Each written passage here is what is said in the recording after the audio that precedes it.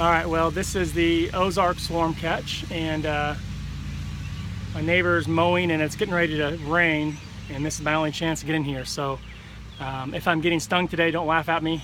Bees tend to get a little more testy if you're messing with them before it's gonna rain. So anyways, we'll see how it goes. And I was gonna show you guys the entrance a little bit, because you can tell a lot about a hive by the entrance. So basically these have a double entrance on them, so I'm running a top and a bottom entrance. And as you can see from the top, you know, a lot of bees coming and going. And it's interesting how they walk upside down. They really don't seem to see any difference being upside down or right side up or however they're coming in. And one person actually asked how they land upside down, and if you watch them, you can see them, they basically come straight up and grab onto the underside of the wood with their front legs and pull their back end up to it, and basically land on the underside of the surface. So that's pretty cool. So I guess this hive is doing really good from the looks of it. There's a really good population of bees coming and going. And if you look down here, you can see they are fanning the entrance. So you see a lot of bees with their tails in the air. They're fanning their wings so fast you can't even see their wings. But what they're doing is they're pulling air out of the hive, and they're circulating air in the hive. So it's pretty warm today. So we will get in here real quick and see how they're doing. We might not have a chance to do a full hive inspection because, like I said, if it starts raining, I'll start getting stung. So let's see how it goes.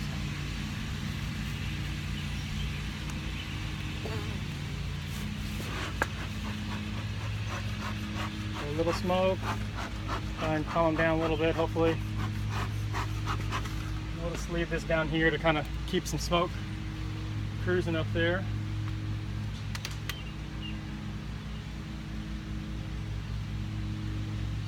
Well, we got plenty of bees. Plenty of bees.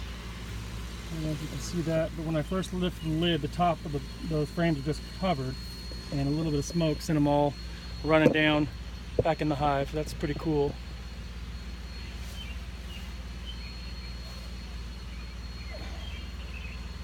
So look at that. That's a healthy amount of bees there.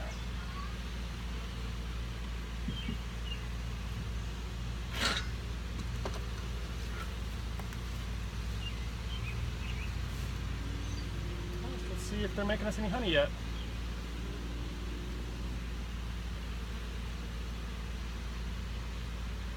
So these are the plastic frames, and I may actually remove these. I've got some drawn wax, and I can probably get rid of those. So they're starting to store a little bit of nectar in there. You see a little bit of glistening, so that's fun. And, but they're definitely cleaning these up. I don't remember when we first put these in here, they were all jagged and the cells were kind of damaged. And it's amazing how they are relentless. They won't stop until their hive is how they want it. So it's actually really, really cool how they clean things up and just fix everything. You know, they want all their cells uniform size. They want everything in organized. Look at that. Wow. Okay, so that is, all that white is freshly capped honey.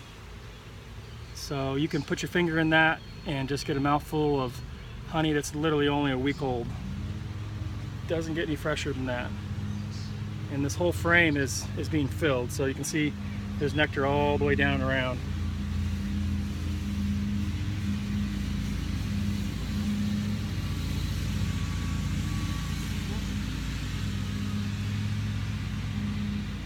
It looks like they may be drawing out this plastic. Look at this.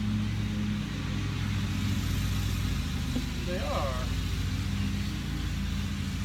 So this is plastic foundation that they are drawing out beautifully. So if you notice, they start on the little hexagonal shapes right there, and they just basically build wax right off of it. And I mean, the plastic is kind of nice, you know, you can't damage it. If you can get it to be drawn out properly, plastic really is a pretty good option. And this side, oh look at that side's drawn all the way out. That's interesting. And this is what we call a burr comb. They basically will start building comb between the boxes, the gap. So if I was more motivated right now, I'd scrape all that off. This kind of sounds like a lot of work, so I'm not going to mess with it at this time. And we've got one frame that they haven't really done much with. And here is the very end one. And at least the queen's not laying up here. That's good. We got that queen to finally stay in the lower box.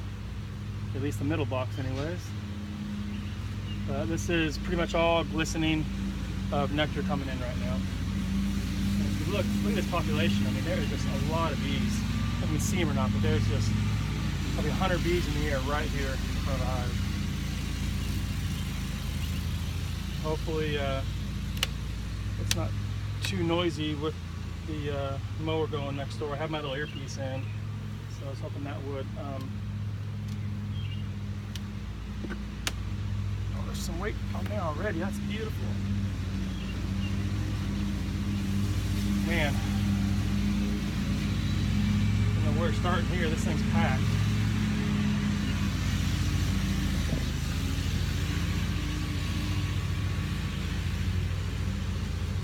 And it's just frames and frames and frames and frames, solid bees. All that white is brand new wax they've drawn out.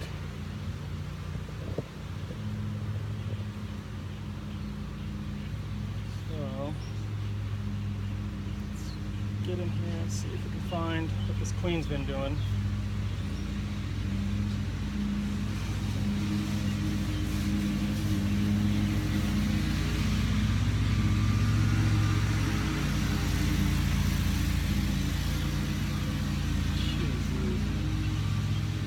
Okay, so I tore a little bit of the honey open. It's dripping down the hive, and you'll notice the bees immediately cleaning it up. This thing is, the whole bottom of this is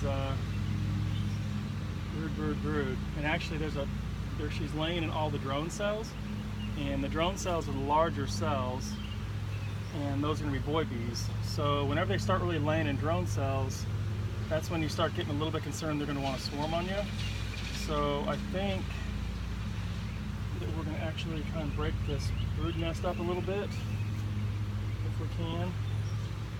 So if we can figure out where she's laying at consistently, we'll add some of that foundation from down below that she stopped wanting to mess with. So we'll probably take and stagger the brood in the upper and the lower box here. Okay, so this is all capped worker cell right here. This has a flat capping on top.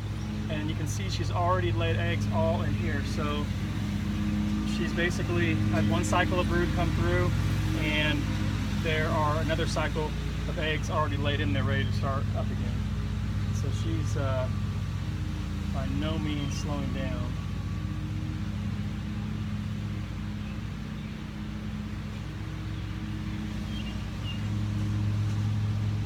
So yeah, this is a hive that we're going to have to keep on top of, because I had one last year, nice